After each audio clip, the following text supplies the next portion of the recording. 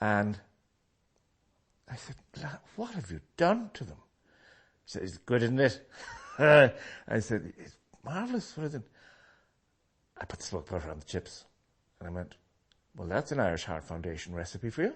Smoked butter and chips. Wouldn't recommend it every day, but by God, does it work. Again, the incongruity of it all. Chips with smoked butter. The talent of the chef to do that. That's what I like. We're kind of facilitators, if you like. We make stuff. The smoked butter, if you put a little of the smoked butter, if you're roasting a chicken, and you put it in towards the end, and you mix it with the gravy there, and then you start basting the bird with it, it just gives it that beautiful hint of smokiness. It's a product that you have to get used to. It's not like opening a can of beans and putting it in the pan. You have to get used to this in terms of considering your guests or your family. You have to use it in moderation, because you don't want it to dominate your palate. For example, when we smoke and we use beechwood to smoke, because beechwood has less tannin and less acidity than oak, for example. So that's kinder to the product, and it gives you a finer balance, because it's like life. Everything is about balance. So we like to get a balance of smoke and salt and fish in the salmon. With the butter, it's about the intrinsic taste of it at the outset, and then how long you smoke it for. And if you leave it too long, you'll get, the surface will be obviously considerably more smoke than inside. And if you think about the way people treat butter, they generally have a butter dish and they put the butter in there. The butter is tubular, so they'll put it on its side, and you'll start at one end or the other, and you'll go straight down through the butter.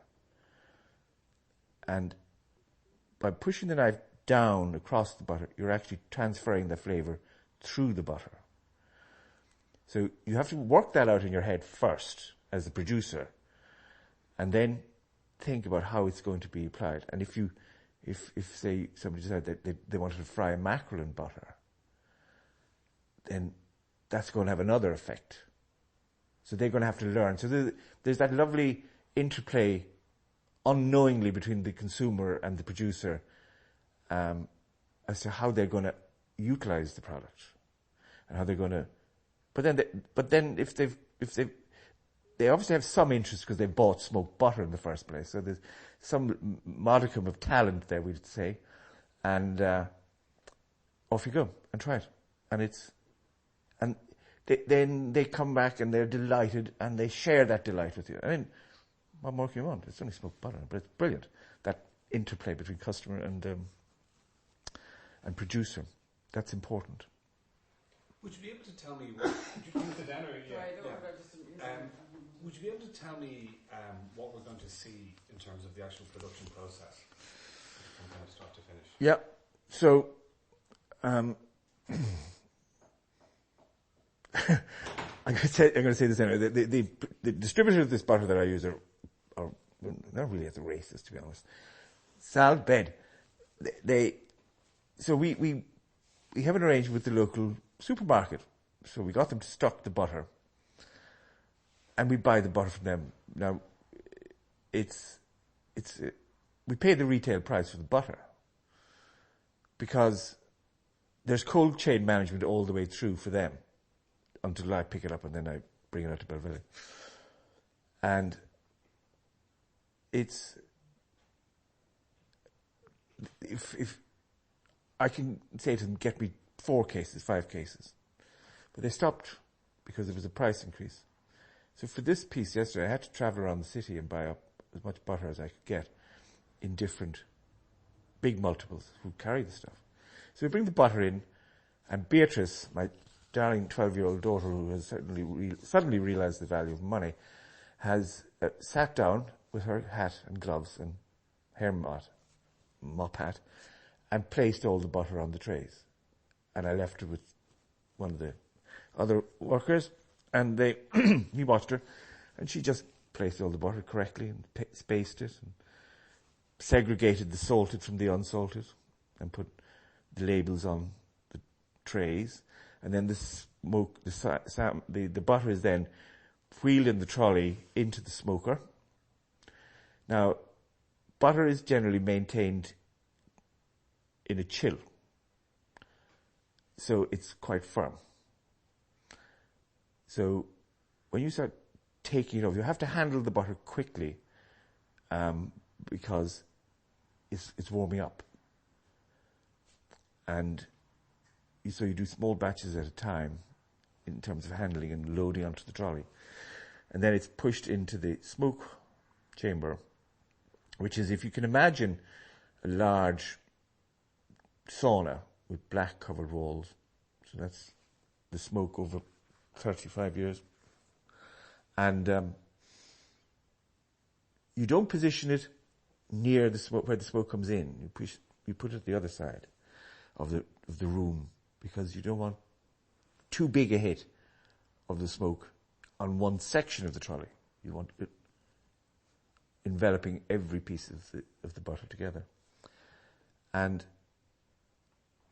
like the Italians making wine, it's ready when it's ready. So you look at it and you can tell, or I can tell, and then we'll take it out and we'll wrap it. But the important part of this process is that the butter, we're smoking at 20 degrees, more or less. So this is cold smoking. But because the butter is in an ambient, it'll soften somewhat. So that'll allow the oil to absorb the smoke more quickly. So generally 24, 36 hours, depending if it's summer or winter. Because it's a traditional smokehouse, there are variables.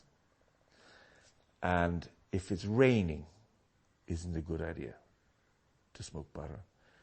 A dry day is best. So we put it in, take it out, and then we wrap it in clear starch paper. It's made of starch, and you see the butter, and it's. I'd love to get into real old-fashioned butter paper, but hey, that's it's another day's work. But this is the butter.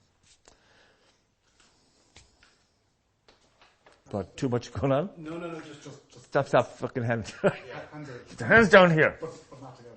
Yeah. Okay. A final question is, could you just tell me about the wood and how the lighting and where you get the wood and that side of things, and why it's chipped as opposed to logs and things like that? They've got very stringent regulations in Germany regarding wood, and you can't burn wood unless it's a minimum of 3 years dried, and it has a moisture content of 12 or 13 degrees. That makes perfectly good sense. So we have an agent in the UK, Sandy and Barry brothers, and they bring in the chips, and delightful people. And that's my phone. Where is it?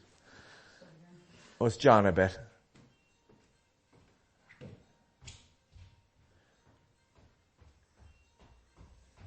I could get lost in this wood thing now for a bit. If you want. I knew it was going to clear off.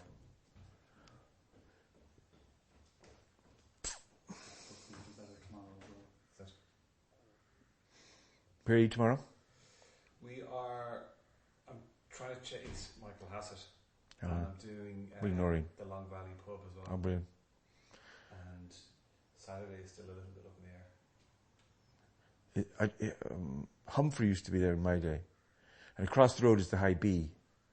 But Brian isn't there anymore. Mm. And his brother, Bill, was great friends of my father, and he had a pub in Bantry. And he had this